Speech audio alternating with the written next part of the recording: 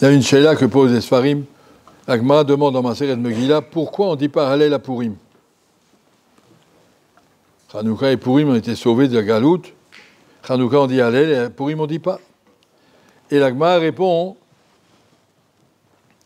Akati Avde Achashverosh Anan. La Geoula de Purim, c'est une Geoula partielle. On a été libérés de la condamnation à mort que Haman avait fait, mais nous sommes restés encore les esclaves d'Achashverosh jusqu'à aujourd'hui.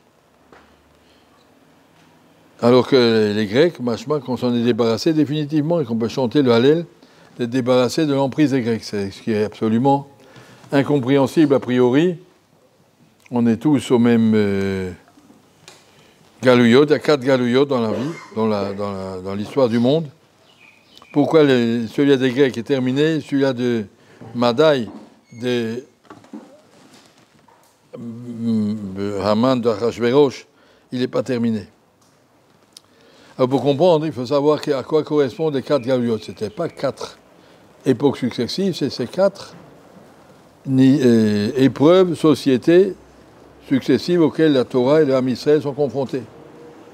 D'abord, ils étaient confrontés à Babel, dit le Maharal. Babel, qui est le monde qui vivait pour le kavod, a une valeur unique qui gérait toutes les relations, c'était le kavod. On est sorti de Babel, pas tout à fait, on n'a pas fait de Hallel à la fin de Babel. La fin de Babel, c'était quand on est revenu de l'exil de Babel, on a reconstruit le 2e temple. Ça s'est passé discrètement parce qu'il y a beaucoup de gens qui sont restés encore en Babel. On n'est pas débarrassé de Babel. On vit encore, il y a beaucoup de gens qui sont encore esclaves de respect. Les gens me doivent du respect. Qu'en dira-t-on? Qu'est-ce qu'on va penser de moi? Nous, on s'est habitué à dire dans la tfila Nafshi qui est à faire la coltier, que tout le monde me considère comme de la poussière. Nafshi, si quelqu'un m'insulte, apprends à me taire. Demande à Kadosh Baruch Hu, laisse-moi me taire, ne rien ressentir, je ne peux rien savoir. Ne m'intéresse pas ce que les gens pensent de moi. Mais en vérité, donc le galout de Kavod, il existe encore. On n'est pas sorti de Babel avec un Hallel. Madaï, c'est le galout de la Ta'ava. Ta'ava veut dire les envies matérielles, tout ce qui concerne le monde matériel, la richesse, le manger, les festins, le znout, l'internet, tout ça c'est Madaï. La Gemara dit, Akati, Avdei Achashverosh, on est encore là-dedans. On est encore là-dedans, on ne peut pas dire que ça y est, les Juifs ont dépassé ce problème. On est encore tous confrontés à ces nisyonotes, à tout ce que le monde nous proposait comme confort inutile et comme luxe inutile et comme, appelez ça olamazé, superflu, tout ça, ça c'est Babel. La Gemara dit, on ne peut pas chanter l'Hallel, on n'a pas fini.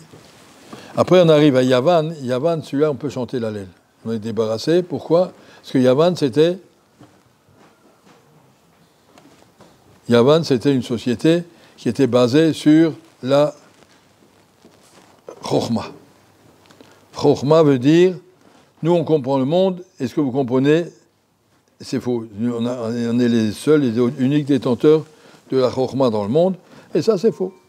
On a compris une chose, qu'au-dessus de la Chokhma, il y a la Neshama, qu'on a déjà expliqué. Au-dessus de la Chokhma, il y a, comment on a répondu à Purim, Hallel vehoda. Un Kesher avec Akadosh Baruch Hu, c'est plus important que tout ce que vous avez découvert dans votre réflexion. La réflexion d'un homme, elle s'arrête. Là où elle s'arrête, la Neshama, elle va beaucoup plus haut. Et ça, on a pu comprendre à Hanouka. C'est pour ça qu'à Hanouka, on est débarrassé de ce Nisayon.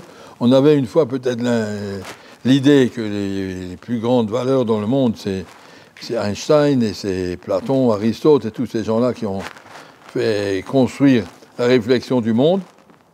Puis après, on s'est rendu compte, finalement, ils sont intelligents, mais ils ne sont pas arrivés à compter jusqu'à 1, ils ne sont pas arrivés jusqu'à Ribono Shel Olam. Ils ne sont pas arrivés à trouver le chemin de la Emouna avec tout ça.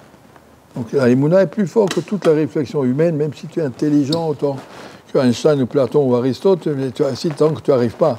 Baruch Hashem, ça on a été débarrassé pour chanter l'Hallel. Merci à Kadosh Baruch Hu, qu'on a compris quelque chose de plus intelligent et plus important que l'intelligence. C'est un neshama, c'est le contact qu'on peut avoir avec Akadosh Baruch Hu. Ça c'est Hanouka et on peut chanter Hallel. Et le dernier galout, c'est Edom. Edom, c'est celui qui veut transformer l'homme en animal. On vit comme un animal, voilà, laisse-moi tranquille, j'ai pas de scrupules, j'ai pas de problème, tout va bien, je vis ma vie. On montre, c'est pas de cachère, en vérité, derrière, on n'est pas cachère, on fait semblant, toute une vie de ça c'est, on n'est pas encore sorti de là, mais Bimera, Biamenu, Mashiach va venir, on va mettre les choses à l'endroit, là on pourra chanter un grand Hallel. Jusque-là, donc le Hallel est réservé à la fête de Hanouka, Bilva, la Goula de Hanouka, comme dit le Maharal. Il y a 4 degrés qui s'appellent le gouffre, on appelle ça Esh, Ruach, Maïm, Afar, dans quel ordre on peut les mettre? Afar, c'est la Gashmiut, Maïm, c'est la Ta'ava, Afar, ça s'appelle ça la paresse, Maïm, c'est la Ta'avot, Ruach, c'est la Gahava, et Esh, c'est le Kaas, ce sont différentes midotes, et le Hanouka, c'est Ruach. Hanouka, c'est Ruach, par le Ruach, par la force de la parole, on peut arriver à dépasser.